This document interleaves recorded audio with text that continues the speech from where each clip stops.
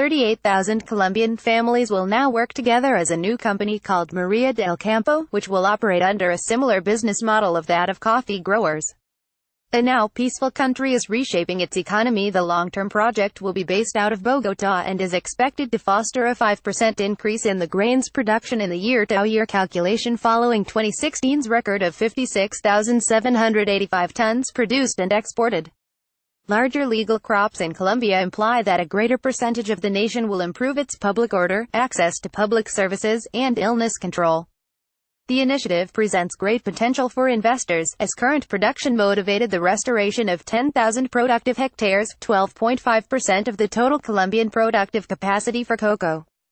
A $6 million investment from the Colombian Agriculture Ministry allows as much as 110,000 nationals to improve their living conditions. Although further investments from the public and private sectors is needed, perspectives remain optimistic. The long-term scenario for Colombian cocoa production would total 308 tons per year, a 633% surge from actual figures. The chocolate market. Big Chocolate operates in the same way crude does. The largest worldwide cocoa producers are Mondelez, responsible for Cadbury, Mars, Nestlé, and the Hershey's Company. Together these companies produce 360,000 tons of cocoa per year.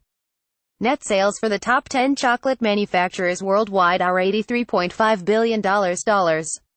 Those gross margins are obtained through the fair trade for cocoa and chocolate, which sets a ton of cocoa at $1,750, including premiums.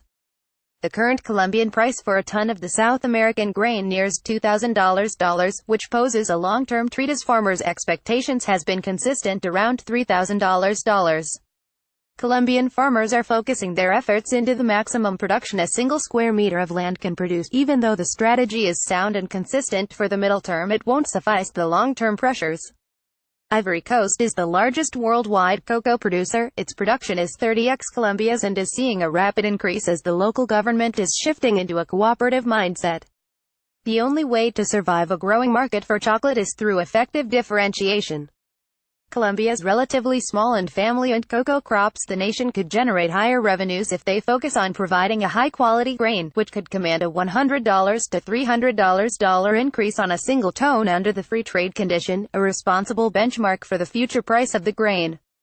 The worldwide retail consumption of chocolate has increased an average of 4.3% over the last 3-year period, a surge that responds to Bain Company's projections for a 24% expansion of the luxury market worldwide. There is room for a new player in the chocolate industry without competing with the long-established titans. Latin American Post. David Eduardo Rodriguez Acevedo.